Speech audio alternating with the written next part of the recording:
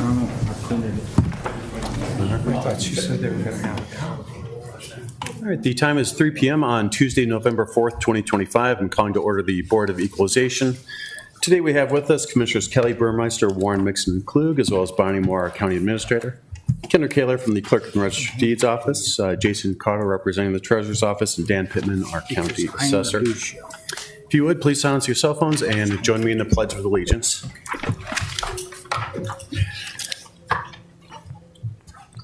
I pledge allegiance to the flag of the United States of America and to the republic for which it stands, one nation, under God, indivisible, with liberty and justice for all.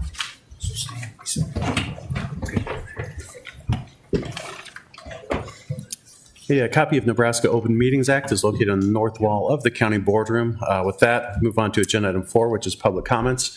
If there's anybody that would like to address the Board of Equalization before continuing on to the rest of the agenda, please come forward now. I don't mean to interrupt. We can't hear you. I don't think the PA system works. It's working. Can you pull your mics closer, maybe? Yeah. It's, Better? yep. Does that work? All right. Thank you. Thanks, Russ.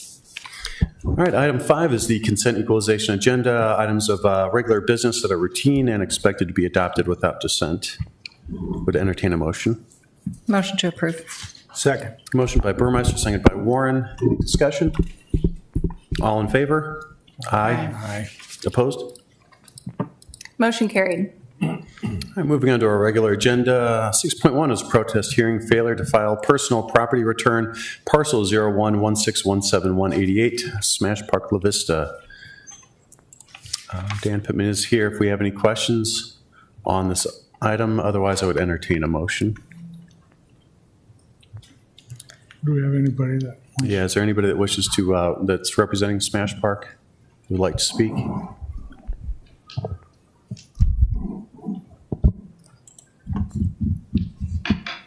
I guess, Dan, if you could just give us a real quick background. Good afternoon. Smash Park is a business that is a newer business in La Vista, out in front of Cabela's, south of the interstate. They had a personal property tax filing due by May 1st, and they didn't file. So when they don't file, the assessor files for them, then sends them a failure to file.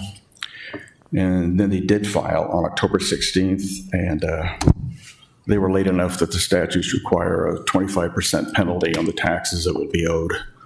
And there's no way to waive that 25%, is that? It's my understanding there's not. It's my understanding as well. Thank you, Dan. Any questions or comments from the board?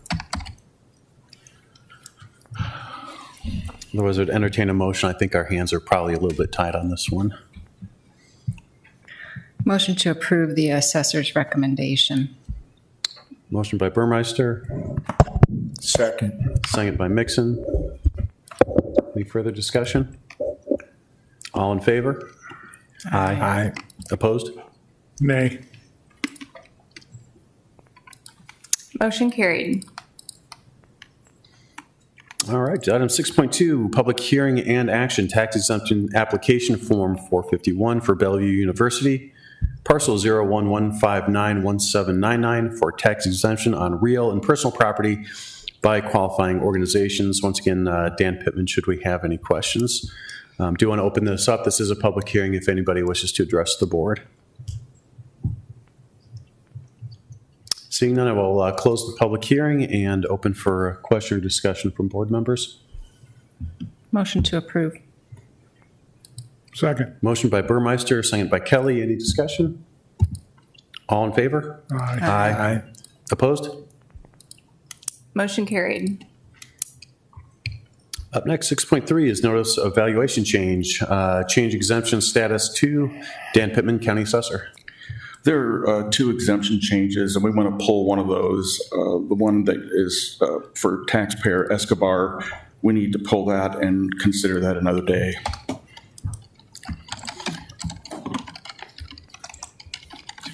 Do you want us to, are you asking us to table the one for Escobar?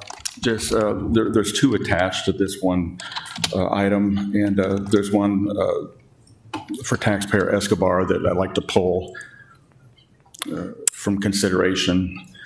we have to make contact with the taxpayer. Okay. Before you hear this. There is one other that I would like you to. So I think we have to table it though, correct? Because it's already in the agenda. As one motion. How much time do you need, Dan? The board can decline to take action on it. It needs to be noticed to the taxpayer. There needs to be a 10-day notice, and then it needs to be put on the agenda for a public hearing to remove, because it's a removal of a permissive exemption. The first item on there can be voted on because it's a removal from a political subdivision. Okay, so what would the motion be? So, The motion would just be to take action on the on first item? Do we Yes, have to Kendra, I'm sorry, do you specify have what it that? is? parcel number. I don't. I have to open the item, but I can list it Is, in a minute. 011605662 Got it. is RD Blair LLC. Yes, correct. So the motion could be, if you choose to, motion to approve the valuation change on that parcel number. Okay, then I'll make a motion to approve the valuation change on parcel 0116. 011605662. Yep. Second. All right, we have a motion and a second for the evaluation change for RD Blair LLC. Any further discussion? All in favor? Aye. Opposed? Motion carried. All right, and then just no action on the next one, correct? Got it. All right. Perfect. There's no need for executive session this afternoon in the Board of Equalization.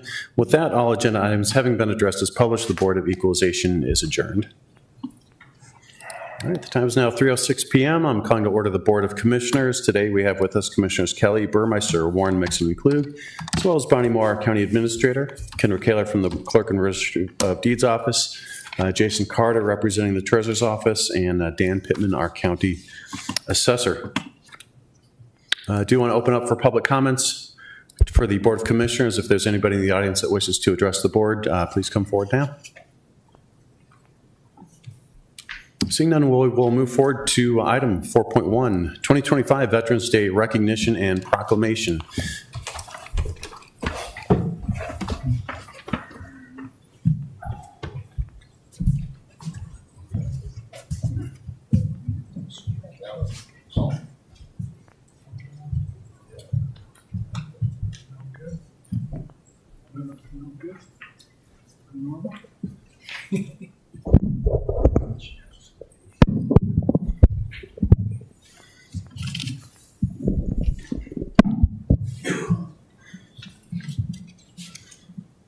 All right, appreciate everybody being here today. Today we're going to pause to honor the remarkable men and women who have bravely worn the uniform of the United States. Each military veteran has a story of service and sacrifice. Today we're grateful to recognize 5 military veterans who call Sarpy County home and have made undeniable contributions to our country and our community. In addition to today's program, we'd like to note that some county buildings will be lit green as part of the Operation Green Light for Veterans. By shining the green light, we hope that veterans know that they are appreciated throughout our community. Now, I'm going to begin this special presentation by reading a proclamation for Veterans Day. Then we'll ask each of the commissioners to read a biography for their honorees. At the conclusion of the reading, we'll ask the veterans to approach the podium so we can honor you and get a photo with you as well.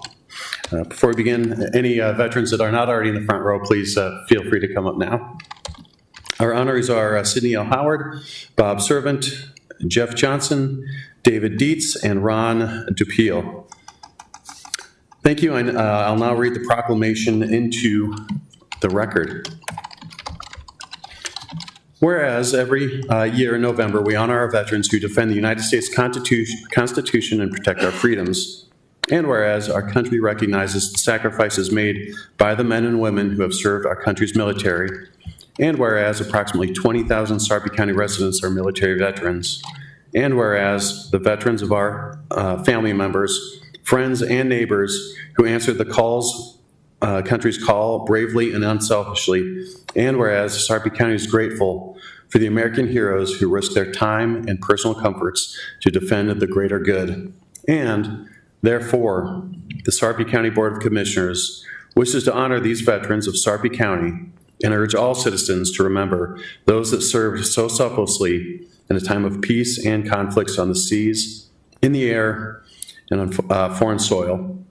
And furthermore, with this designation as a green light for Veterans County, the Sarpy County Board of Commissioners hereby declares the week through Veterans Day, November 11th, 2025, a time of honor to honor the men and women who served in the United States Armed Forces.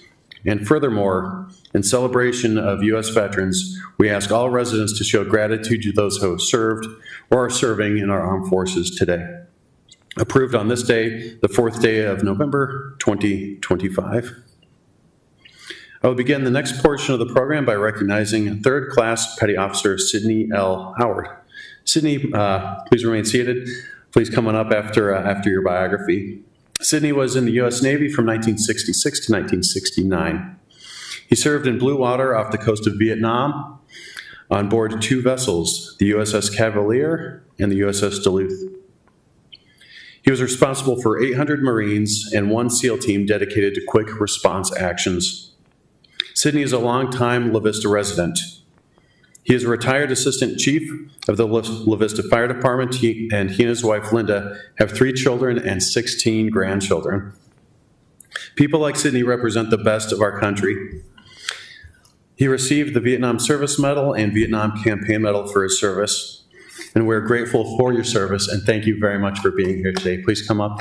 We would love to honor you this afternoon.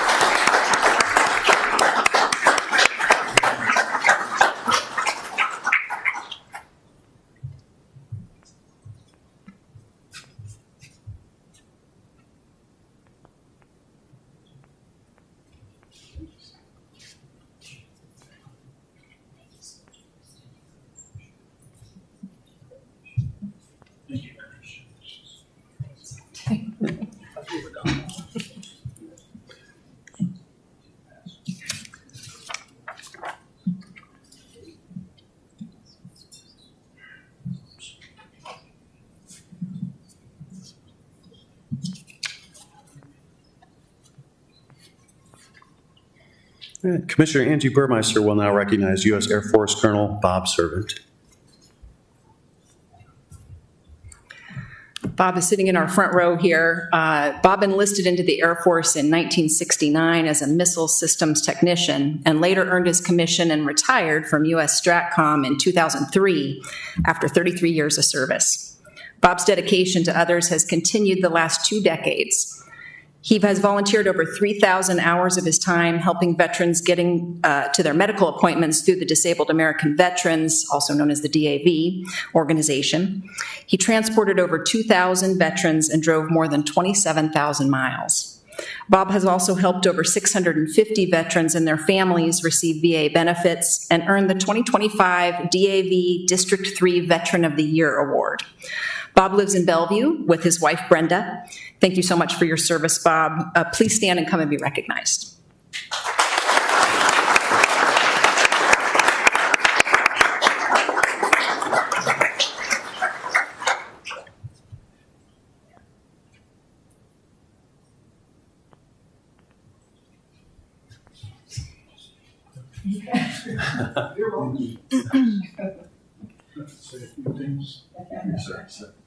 I did want to say a few things. I've been a member of DAV for about 5 years now. Sorry. Well, I'm going to do it this way. I don't want to hold it. So I've been a member of DAV for about 5 years. DAV is an organization, in particular Chapter 47 in Bellevue. We've been helping veterans get their benefits since 2013. In 2013, we helped 5 veterans, and we're approaching 14,000 veterans. We'll hit that mark before the end of this year.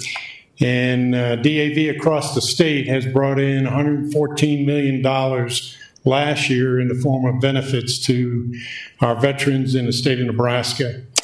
This year, we're right up through through August. We've brought in $85 million more into the state of Nebraska. And that's serving just 46% of the veterans in the state. So there's 54% still out there not getting their benefits.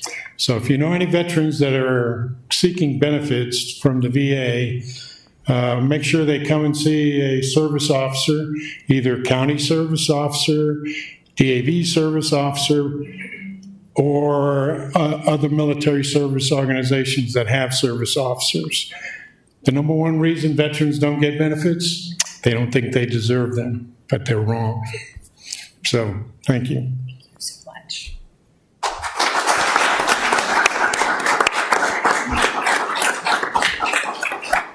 Thank you, Colonel Servant. Thank you to the DAV for all you do. Next, Commissioner Don Kelly will now recognize Jeff Johnson, Chief Master Sergeant in the U.S. Air Force.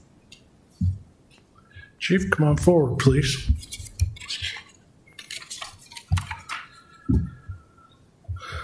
Jeff enlisted in the military in 1988 and flew over 6,300 hours as an airborne linguist on military aircraft RC-135, E-3B, C-130, and EP-3, stationed in Japan, Texas, and Nebraska. Jeff led crews of intelligence specialists on more than 500 missions around the globe and served as a technical school instructor, the superintendent of the 55th Operations Group Standards and Evaluations. He retired as the superintendent of the 97th Intelligence Squadron. Jeff is currently serving in a civilian role at Offutt Air Force Base as the technical director of the 55th Wing. Jeff and his wife Kim share 4 children, Kaylee, Brandon, Nathan, and Kinsey. He's been recognized numerous times over the years, including as the Gretna Veteran of the Year.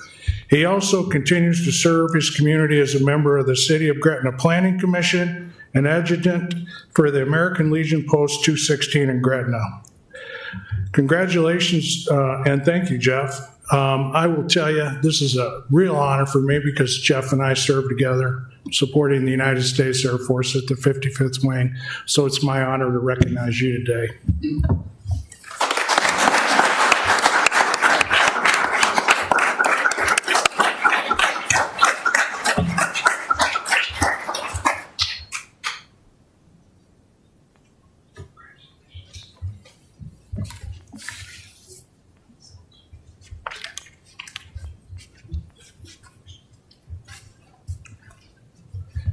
Now, Commissioner Jim Warren will recognize David Dietz, Senior Master Sergeant of the United States Air Force. Thank you, Colonel. You're welcome. I'd be remiss not to mention Don is also a retired veteran, and thank you for your continued service. As I look around the room, hard to believe I'm going to deviate from the notes. As I look around the room, I'd venture to say probably a majority of the people here have served at some point in the military. If you would each just raise a hand or stand up, I'd appreciate it.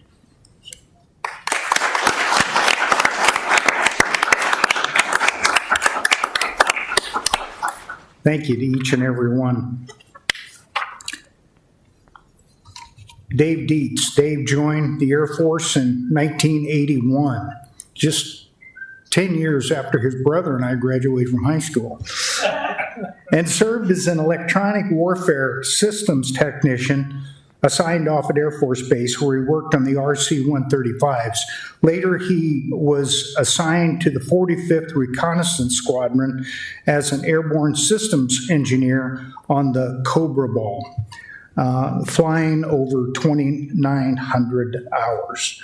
Dave had multiple deployments and was selected as an additional duty first sergeant and later became the 45th RS Squadron Superintendent. Dave retired in 2007. Dave lives in Gretna. He and Darcy are my old neighbors. His family includes his wife Darcy, daughters Andrea, Sarah, and Randy, and sons Brian and Matt. Dave and Darcy have 12 grandchildren. Today, he serves as a member of the Sarpy County Veterans Service Committee. He also serves on the executive board of the VFW Post 10725 in Gretna and has been named Gretna Veteran of the Year. Currently, Dave works as a scuba diving instructor and is involved with the Adaptive Diving Program for disabled veterans. Dave, thank you for your service. Please come forward to the podium and be recognized.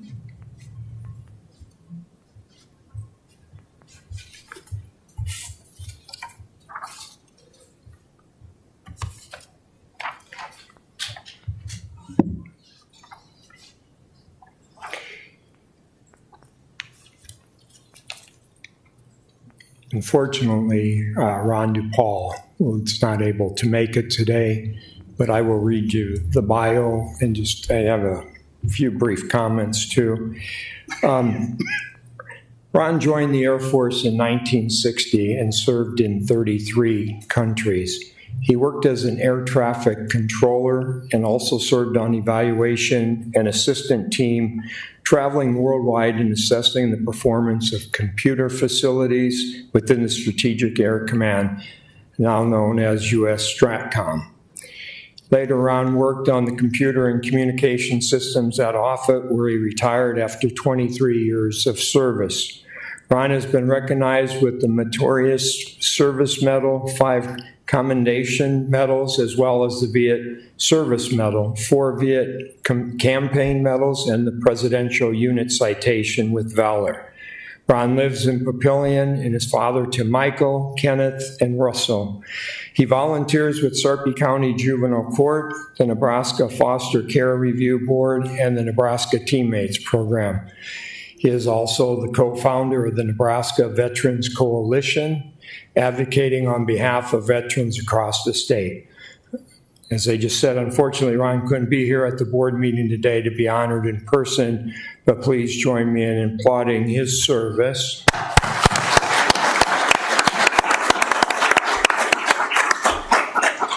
And last but not least, and hopefully not stealing any of your thunder, Commissioner Klug, I just wanted to make a little note of all of what I've heard today on all the miles driven, all the miles flown, all the money raised, and all of the years of service.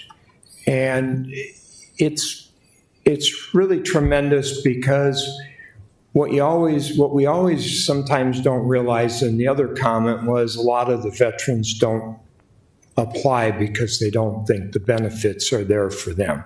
That's a shame. And I'm glad that you made that announcement. I mean, I did not realize any of that. But I think the other thing that needs to be said, obviously we're recognizing 5 people. And when you look at everything, everybody thinks you have to make a big splash. One person makes a big splash. If you do the right thing and you do the things you're supposed to do and you serve with honor and you serve with valor, you've touched so many lives. It's incredible. And I just wanted to share that with you and thank you so much for your service, all of you. Thank you.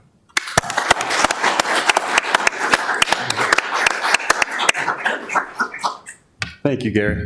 Just to reflect on Gary's comments, I feel so incredibly fortunate to live in Sarpy County, and it's because of the people in this room and the people like you that are in this room. It is a humbling honor to get to recognize the fine folks that are here today, the people that have given their time and their life for our country, and certainly the spouses that were there to support them all the way through. I can't thank you enough for that. I hope that this is a small recognition, but I hope it is a meaningful recognition as well for all the work that everybody has put in and the time and the years that they've put in this country. It's a real privilege to get to work with wonderful veterans and to recognize you fine folks today. So with that concludes our ceremony. I hope you have a wonderful, safe, happy Veterans Day. Is anyone from Ron's family here? Okay. Yeah, if we'd like if the veterans would like to come up, we'd love to get a group picture. And if any of the veterans would like to come up, if they have any family members with them, please come up as well.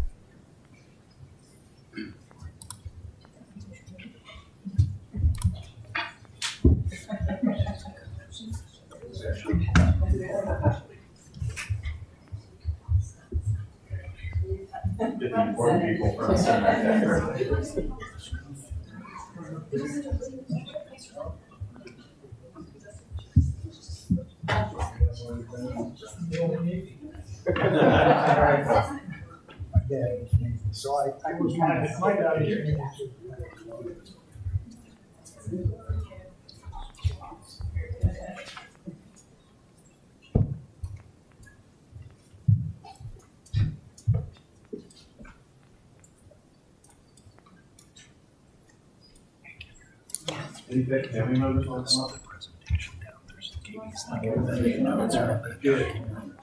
Take the presentation in the veteran.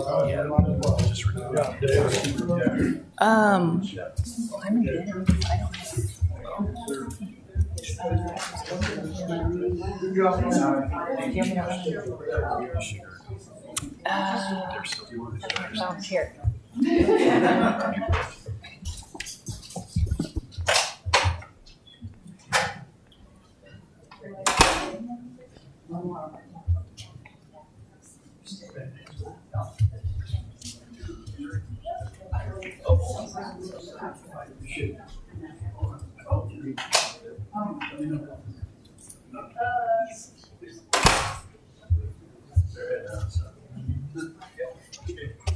Afternoon, everybody. I'm Russ Zeeb, lifetime resident of Sarpy County. Real quick, thank you to the commissioners. Where's Commissioner Kelly? Thank you for your years of service. His most highest honor that he has, though, being my cousin. So we'll do that. But I appreciate you recognizing the veterans. But I'll tell you, there's more people that need to be recognized. There's a ton of veterans, everything too. But Dave and I had a conversation before this. Sitting in the front row here, Sid Howard's wife, Linda, I think in the early 50s, 53. Beautiful year, wasn't it, Jim? Beautiful year, great year. But Linda's father was killed in the line of duty as an Air Force NCO on a flight. And what makes this personal in Sarpy County? This is a kind of a funny story in one way or another. One of her cousins posted on Facebook, said, anybody know where the Dooley Dairy Farm is south of Papillion? I grew up south of Papillion. I've lived there all my life, never heard of it. But I called Don Peterson from the Richfield Cafe, who was one of my school teachers. And he said, I know exactly where it's at. It's down by Villa Springs. His dad delivered milk from the milk dairies. So we put together a search team. There was all the Howards, Ben Gusman from the museum, and a bunch of others. Went down and we actually found where we think the plane crashed. One of the Reha boys told us a story about a fenced-off area off 120th and Mitchell Road where the plane crashed, and they could never go near that fenced-in area, and they couldn't farm it. But we were able to do that. Years later, I don't want to say years later, a few years, this was only 5-6 years ago, Linda, 4 years ago, but we were able to reach out to the base, and Don will probably understand this better. The records were sealed of the plane crash, and we were able to get those records released, and that's the first the family. We know who helped us on that, a retired general, and but that is one heck of a story that I wish I didn't have to tell. But Linda, you never knew your dad, did you, Linda? I was almost 5 years old. 5 years old when he died. But the whole family, has wondered all these years about their dad being killed. But and the story I got, I could be wrong, is they were coming back from some top secret meeting, and the plane crashed short of off of. Jim said he remembers this story. He's a lot older than I am, he would. But that it crashed on its way back, and that's down by Villa Springs in that area there. So again, thank you, Linda, for your family's sacrifice. Thank you, Commissioner.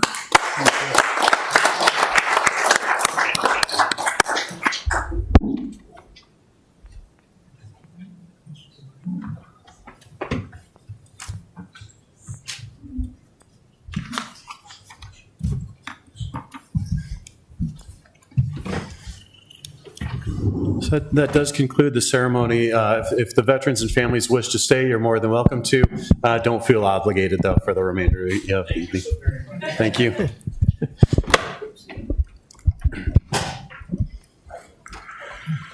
We will now move on to item 5, Commissioners and Administrators' comments and announcements. Commissioner Kelly. Nothing, thank you. We have 2 very hardworking people in administration with birthdays this week. Happy birthday to Bonnie Moore and Scott Bovick. Whoa! They're both 29, too. Exactly. Andy, you're going to have to put in a FOIA request if you want to find out who let us know. Jim? No comment. No comment, thank you. Thank you, Bonnie. All right, we will now. Oh, before you go, though, sorry. Just want to recognize to all the Sarpy County employees who are also veterans. We appreciate you, and there's a lot of you that work for the county, so thank you for your time and your sacrifice and your service to the county and this country. Thank you. Yeah, with that, I know Jim asked everyone to stand up earlier. Are there still, I see a couple of veterans still in the room. If you could, again, please stand to be recognized if you're still with us after the ceremony.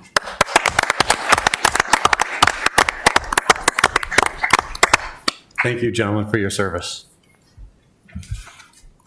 All right, with that, we'll move on to our consent commissioners agenda. Entertain a motion. Motion to approve. Second. Motion by Warren, second by Nixon. I'll second it. You good, Gary? Yeah. Sorry. All right, we have a motion by Warren, second by Gary Mixon. Any discussion? All in favor? Aye. Opposed? All right, moving on to our regular agenda. 7.1 is a public hearing on Resolution 2025-285, Sanitary Improvement District SID 223, Sugar Creek to accept title to outlots B and D from Sugar Creek Homeowners Association. Zach Hergenrader, Senior Engineer, County Engineer's Office. Hey, Zach. Good afternoon. I can attempt to answer any questions, or else we have the SID engineer here as well. First, we'll open up. This is a public hearing. Is there anybody from the public that wishes to address the board on this item? Seeing none, we'll close the public hearing and open up for commissioners' comments or questions. Motion to approve. Second. Motion by Warren, second by Burmeister. Any further discussion? All in favor? Aye. Opposed? All right, item 7.2 is public hearing and recommendation to the Liquor Control Commission for Falconwood Park and Hullabaloo Music Group for a catering endorsement to their existing Class C liquor license for business at 705 Allied Road, Bellevue, Nebraska 68123. Brandon Miller. Brandon is here if we have any questions. Otherwise, this is a public hearing. We'd like to open up to the public if they have any questions or comments for the board. Seeing no one coming forward, I would close the public hearing and entertain a motion. Motion to approve. Second. Motion by the Don Kelly, seconded by Commissioner Burmeister. Any further discussion? All in favor? Aye. Opposed? Motion carried.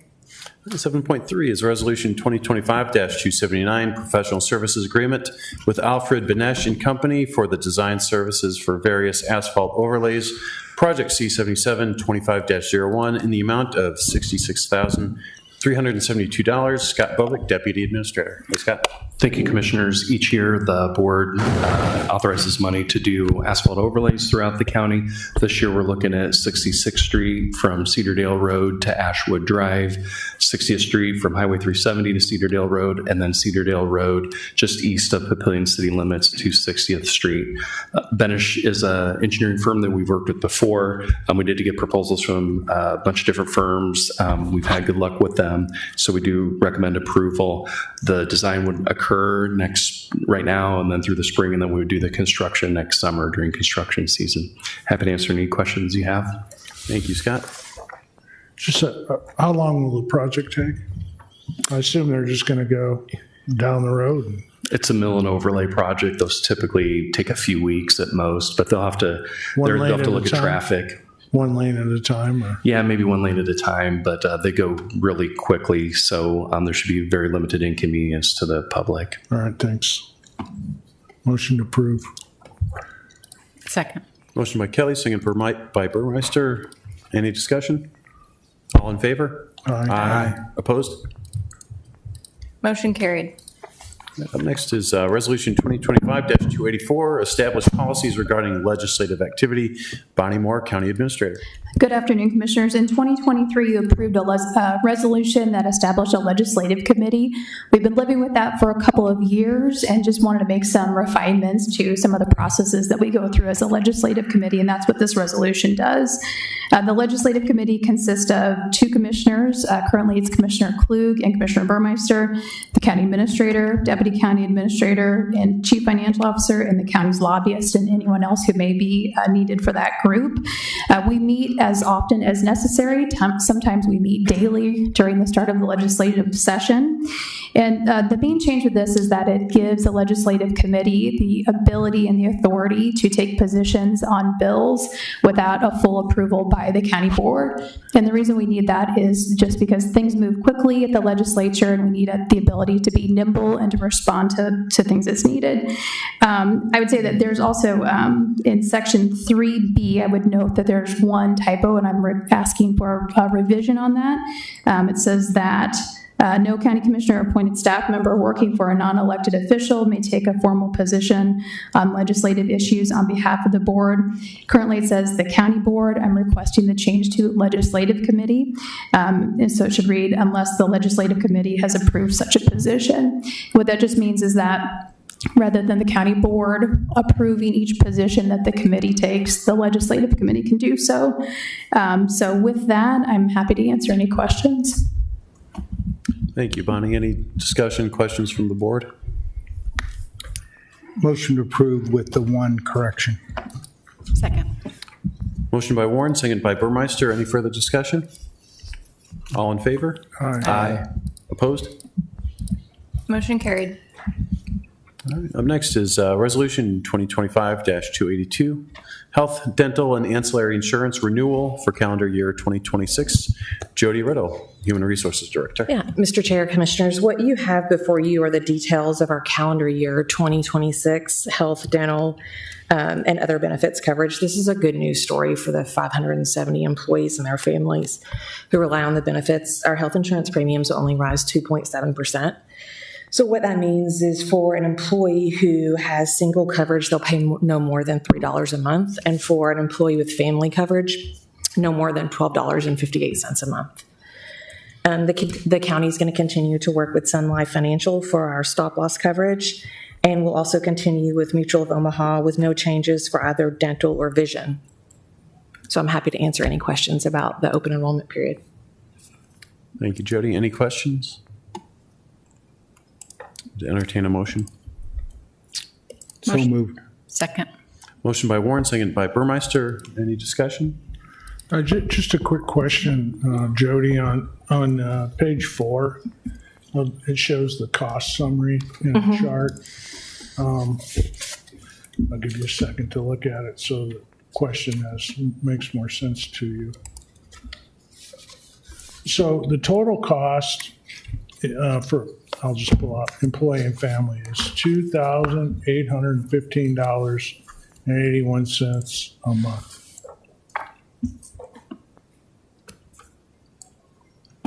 That's the total cost. Are you looking under Network Blue, employee and family? Is that the column? Yes, so that's the total cost. So the county covers $2,337.13.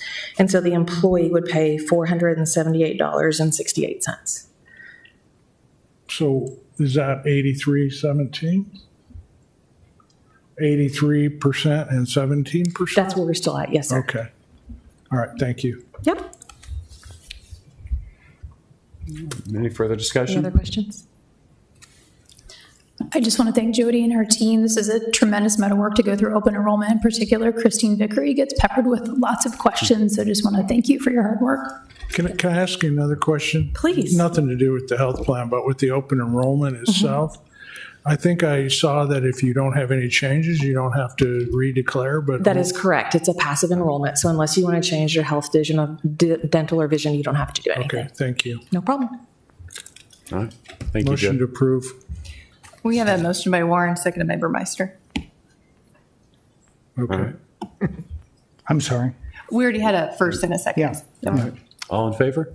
Aye. Opposed? Motion carried. All right. Last up, 7.6, first quarter fiscal year 2026 financial update. Dan Tlakis, Chief Financial Officer. Welcome, Dan. Thank you, Commissioners. As I go ahead and bring this dashboard up, I just wanted to make two quick announcements. First, just a thank you goes out to the fiscal and budget team, Michaela Gansimer, Jenny Rock.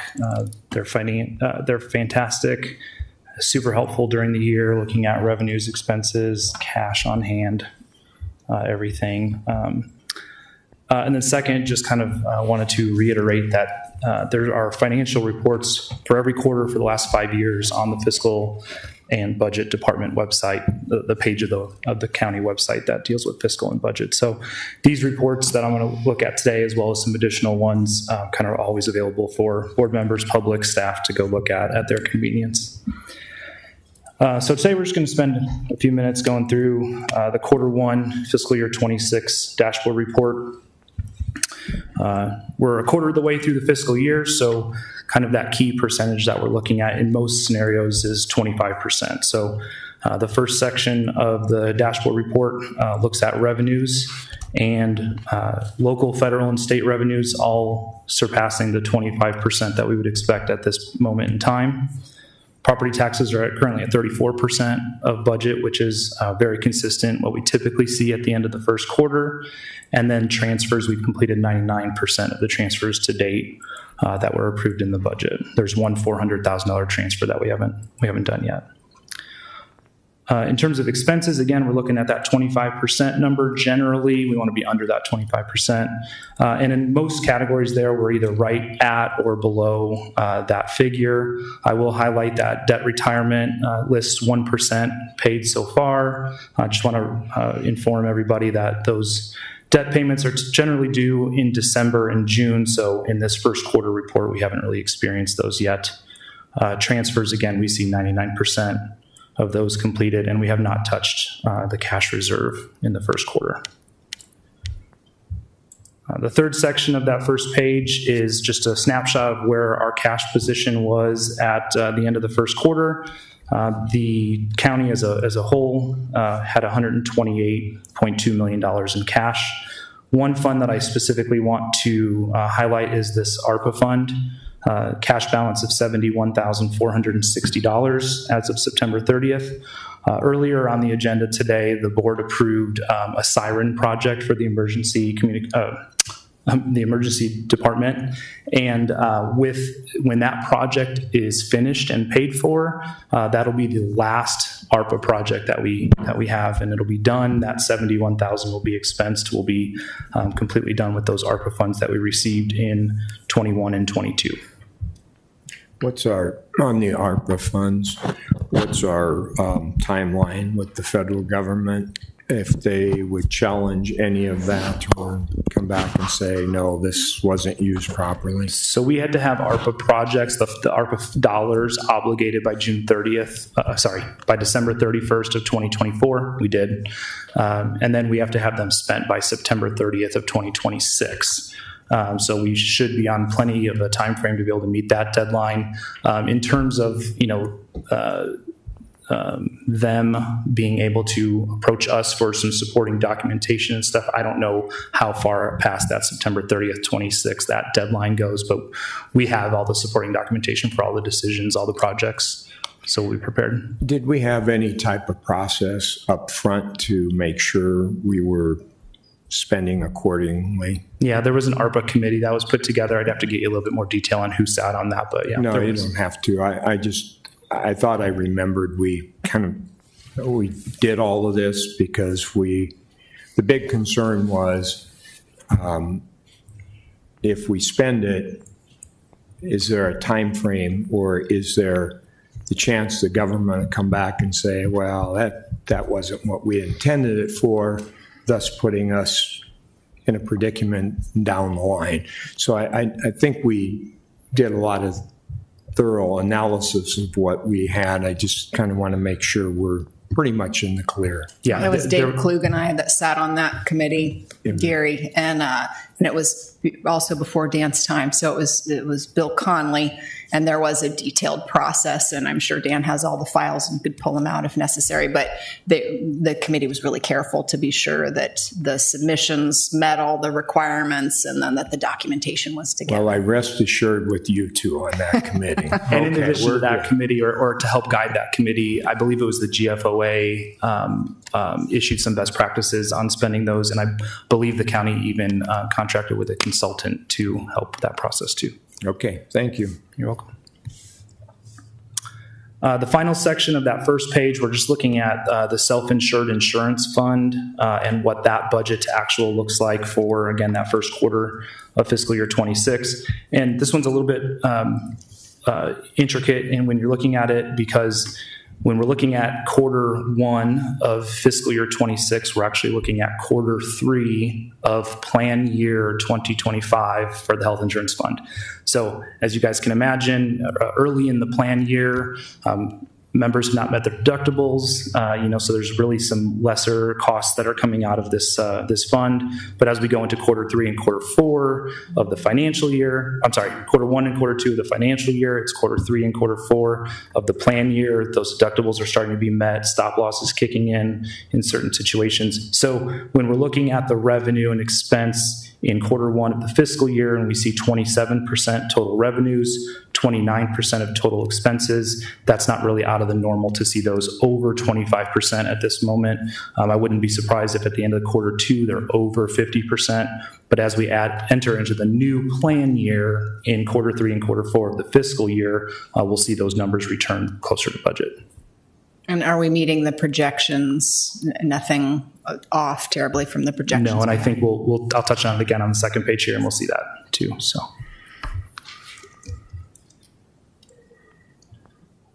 when we turn to the second page of the dashboard report, here we're really looking at comparison. What was the first 3 months of this fiscal year as compared to the first 3 months of the last fiscal year?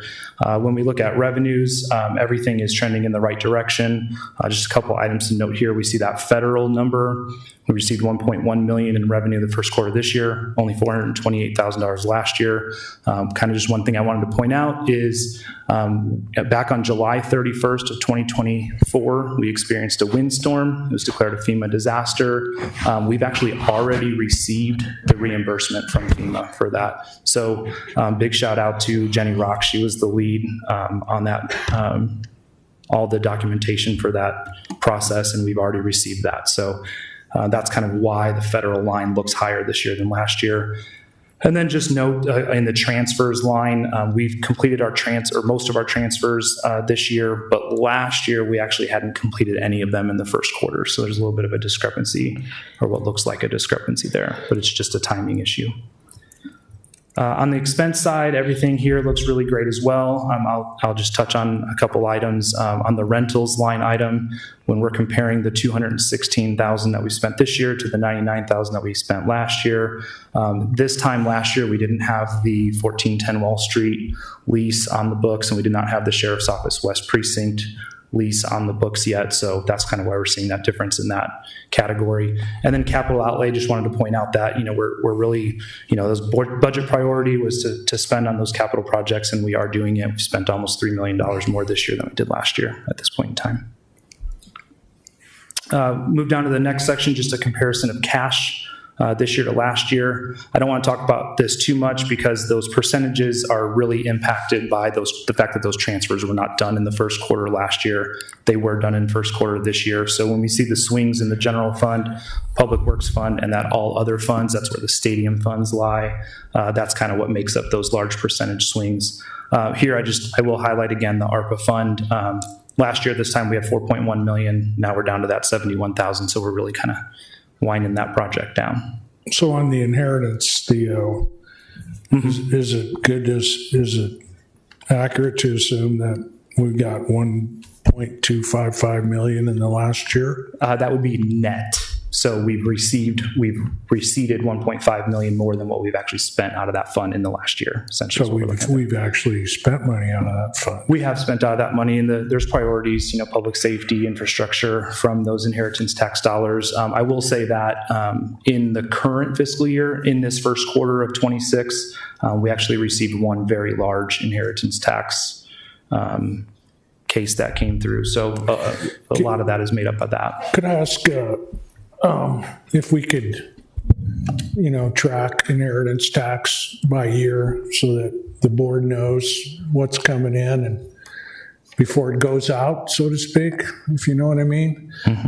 So we kind of know how much is available. So as projects come up, we can actually, prioritize them a little better collectively as a board and give better guidance on how it should be allocated.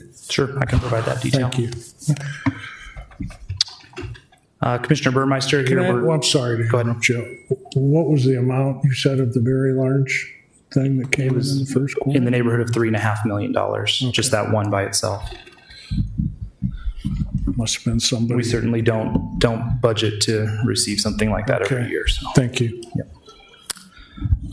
Commissioner Burmeister, kind of to come around to that self-insured question. So here we're looking at, this is by plan year, what that activity or performance in that fund looks like. So in 2023, there's only one item that was a $1.4 million in employer contributions. This was the Sarpy County pre-fund of that self-insured fund. So that was the money that we put in at the beginning to sort of get that fund up and running before it started. So 2024, this is calendar year 2024. This is the only full 12-month plan year that we have data for. And I'll just highlight that at the end of the plan year, that my highlight's not really working, but we took in, or the net performance of that plan was about 1.1 million. So at the end of that first year, we had $2.5 million in the fund. And that's not abnormal. That first year of a self-insurance fund, really you see a lot of savings. That's when you're building up your reserve in that first year. This 2025 year-to-date column, this is essentially 9 months of 2025 plan year. And you can see we've the net for this plan year is about $500,000. So right now we're sitting at about $3 million in that fund for this year, or as of June 30th, 2025. This is right on schedule to where we kind of thought we'd be. The plan performance is behaving really well right now. So as Jody mentioned earlier, 2.7% increase going into plan year 2026 for employees. So I probably should ask Jody this, but maybe you know. What was our claims to benefit ratio that resulted in an increase of 2.5%? It must have been pretty good, right? I'd have to go get you the exact number, but the numbers are really good. Okay. They were. That'd be, if anecdotally, it'd be nice to know. That's something else I think the board would be interested in tracking year over year. Yeah. Okay, we'll find that. We'll find that. We'll get it to you. Well, and just to be brutally frank, I'm kind of getting a little weary of being told I'm getting a great deal when I don't see the numbers behind it. And that's not on you. That's on our insurance brokers. I mean, I've had them come tell me in a year they were going to increase our premiums from 10%, how lucky we were. You know what I mean? Mm-hmm. So, we need to have some numbers to kind of equate the premium changes with the ground truth numbers of what's driving it. And then if the numbers don't support it, then that gives us ammunition as a board to negotiate a better deal. Thanks. Yeah. The last section of just the page 2 of the dashboard report, really we're looking at outstanding debt as it sits kind of at the end of the quarter and going forward. So we have all of our debt issuances here along with the principal balance on each one of them as of September 30th of 25. when the next payments are due. You can see we have a couple of them that are due in December here. And then on the bottom of that, we just sort of give you a big picture of the total county budget, $314 million. We have about $9.3 million in principal repayment and about $4 million in interest. About 4.25% of the county budget goes towards debt repayment. And then we show you the nice graph of kind of the trend of what outstanding principal looks like for the next 15 or 20 years on here. Any questions about this report at all? Just to summarize again, we're in really good shape. We've made some very good financial decisions, both in our budgeting process and in communication with departments. I'm very happy with where we sit right now. Thank you, Dan. Thanks, Dan. Any further questions? All right, appreciate it, Dan. Thank you very much. Up next, executive session. We do have need for going executive session for potential litigation. Okay, for the protection of the public interest, I move we go into executive session to discuss litigation. Second. Motion by Kelly, second by Mixon. Please, all in favor? Aye. Opposed? Motion carried.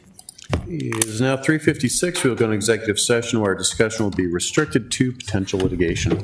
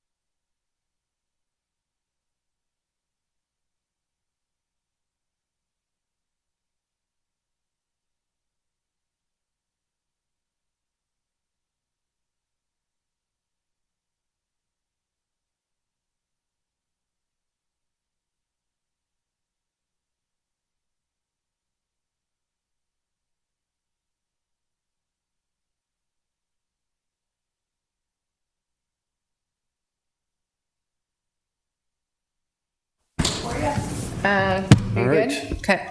It is now 4:27 PM. At 3:56 PM, we went into executive session where our discussion was restricted to potential litigation. I need a motion that we return to regular session. So moved. Second. Motion by Mixon, second by Warren. Any discussion?